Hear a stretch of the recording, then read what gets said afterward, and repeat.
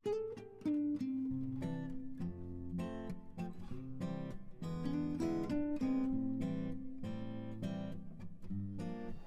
കൂട്ടുകാരെ, എല്ലാവർക്കും വീണ്ടും എൻ്റെ പുതിയൊരു വീഡിയോയിലേക്ക് സ്വാഗതം.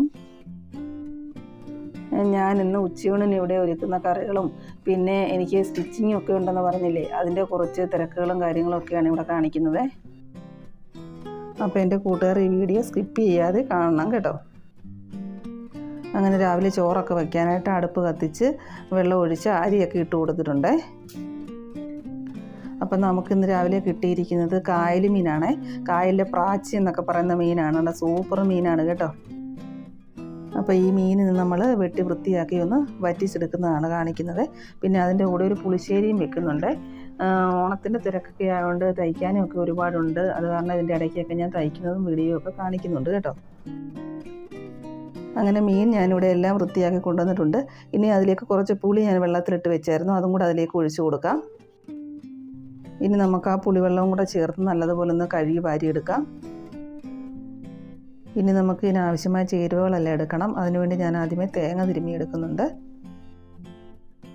തേങ്ങയുടെ കൂടെ തന്നെ ഞാൻ പച്ചമുളകും കൊച്ചുള്ളിയും മഞ്ഞൾപ്പൊടിയും ഉപ്പും ഒക്കെ ചേർക്കുന്നുണ്ട്.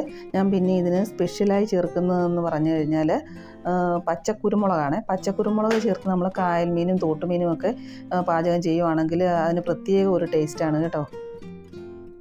അങ്ങനെ ഇവിടെ അരപ്പെല്ലാം ഒന്ന് അരകല്ലിൽ ചതച്ച് കൊണ്ടുവന്നിട്ടുണ്ട്. അത് നമുക്ക് മീനിലേക്ക് ചേർത്ത് ഒരു സവാളയും ഞാൻ അതിനകത്ത് അരിഞ്ഞ് ചേർക്കുന്നുണ്ട്. ഇതെല്ലാം ചേർത്ത് നല്ലതുപോലെ ഒന്ന് പുരട്ടിയെടുക്കാം. അതിനകത്തേക്ക് ഞാൻ കറിവേപ്പിലയും കൂടി ചേർത്ത് നല്ലതായിട്ടൊന്ന് പുരട്ടിയെടുക്കുന്നുണ്ട് കേട്ടോ. അതിനകത്തേക്ക് അരപ്പെല്ലാം ചേർത്ത് നല്ലതുപോലെ ചട്ടിയൊക്കെ ഒന്ന് ഒതുക്കിയെടുക്കുന്നുണ്ട്. ഇനി നമുക്ക് അടച്ച് വെച്ച് അടുപ്പിൽ വെച്ച് വേവിച്ചെടുക്കാം. ഇനി നമുക്കൊന്ന് തുറന്ന് നോക്കാം. എന്നിട്ട് സ്പൂൺ കൊണ്ട് എൻ്റെ നടുവശം ഒന്ന് ഇളക്കി കൊടുക്കണം. എന്താണെന്നറിയാമോ, ആ വെള്ളം ഒന്ന് പറ്റിയിട്ടുണ്ടോ എന്ന് നോക്കാൻ വേണ്ടിയിട്ടാണ്. ഇപ്പോൾ ദാണ്ട എല്ലാം കറിയെല്ലാം റെഡിയായി വന്നിട്ടുണ്ട്. അപ്പോൾ ചട്ടി ഒരു വശത്തേക്ക് ഇങ്ങനെ ചരിച്ച് വെച്ച് കൊടുക്കണം. എന്നിട്ട് വറ്റി വരുമ്പോൾ കറിവേപ്പിലയും ഇട്ട് പച്ച വെളിച്ചെണ്ണ ഒഴിച്ച് നമുക്ക് ഇറക്കി വെക്കാം. ഇനിയൊരു പുളിശ്ശേരിയും കൂടെ കാണിക്കുന്നുണ്ട്. അതിന് മുമ്പായിട്ട് ഞാൻ സ്റ്റിച്ച് ചെയ്ത് വെച്ച നൈറ്റികളെല്ലാം ഒന്ന് അടുക്കി പെറുക്കി വെക്കുകയാണ്. കാരണം ഇന്നിത് ഓർഡർ അനുസരിച്ച് കൊടുക്കേണ്ടതാണ്. പിന്നെ 1-2 നൈറ്റി കൂടി തയ്ക്കാനും കൂടിയുണ്ട്.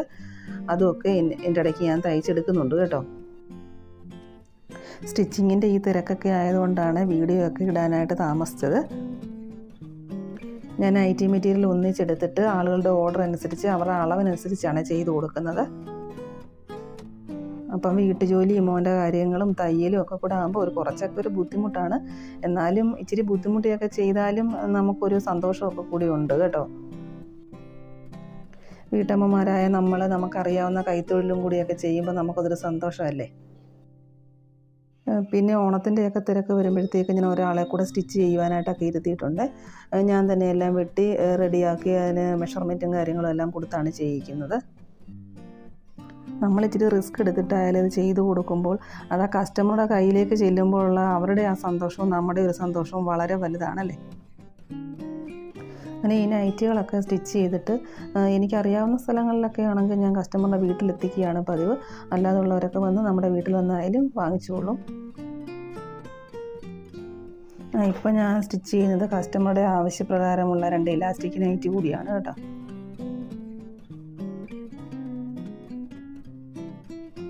അങ്ങനെ 2 നൈറ്റുകളും കൂടി ഞാൻ പെട്ടെന്ന് തന്നെ എല്ലാം സ്റ്റിച്ച് ചെയ്ത് റെഡിയാക്കി മടക്കി എടുത്ത് വെച്ചിട്ടുണ്ട്.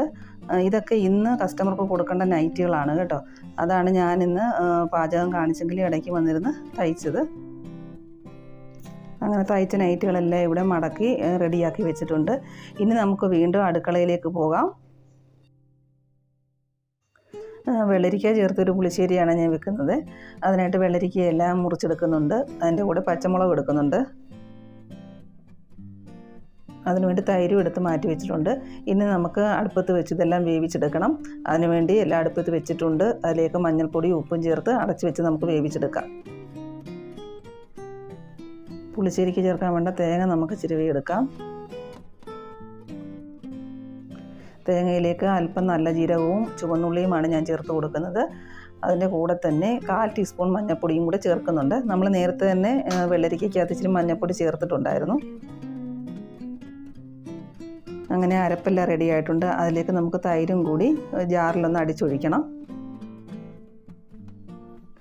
പുളിശ്ശേരിക്ക് കടുക് താളിക്കാനുള്ള സാധനങ്ങളാണ് എടുത്ത് വെച്ചിരിക്കുന്നത്. അപ്പോഴേക്കും നമ്മുടെ വെള്ളരിക്കയെല്ലാം വെന്ത് വന്നിട്ടുണ്ട്. ഇനി നമുക്ക് ചട്ടിയിലേക്ക് തൈരും അരപ്പും എല്ലാം കൂടി ഒന്ന് ചേർത്ത് കൊടുക്കാം. ഇത് ചേർത്ത് കൊടുത്താൽ പിന്നെ ഒട്ടും അത് തിളയ്ക്കാൻ പാടില്ല കേട്ടോ. അപ്പോഴത്തേക്ക് നമുക്ക് ചട്ടി അടുപ്പിൽ നിന്ന് ഇറക്കി മാറ്റി വെക്കാം. എന്നിട്ട് ഇതിന് കടുക് വറക്കുവാൻ വേണ്ടിയിട്ട് ഒരു ചീനച്ചട്ടി എടുത്ത് അടുപ്പിൽ വെച്ച് അതിലേക്ക് കുറച്ച് എണ്ണ ഒഴിച്ച് കൊടുക്കാം. എണ്ണയൊന്ന് ചൂടായി വരുമ്പോഴത്തേക്ക് കുറച്ച് കടുക് നമുക്കതിലേക്ക് ഇട്ട് കൊടുക്കാം.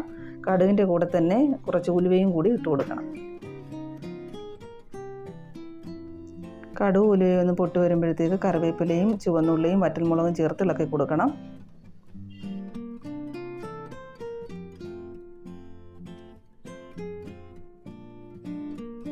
ഇതിലേക്ക് ഞാൻ 1/4 ടീസ്പൂൺ മുളക് പൊടിയും ചേർത്ത് കൊടുത്ത് തൈരും അതിനകത്തേക്ക് ഒഴിച്ച് കൊടുക്കുന്നുണ്ട്. ആവശ്യത്തിന് ഉപ്പ് ഇട്ട് നമുക്കൊരു പാത്രത്തിലേക്ക് മാറ്റാം. അപ്പോൾ ഇന്നത്തെ വിശേഷങ്ങൾ ഇത്രയേ ഉള്ളൂ.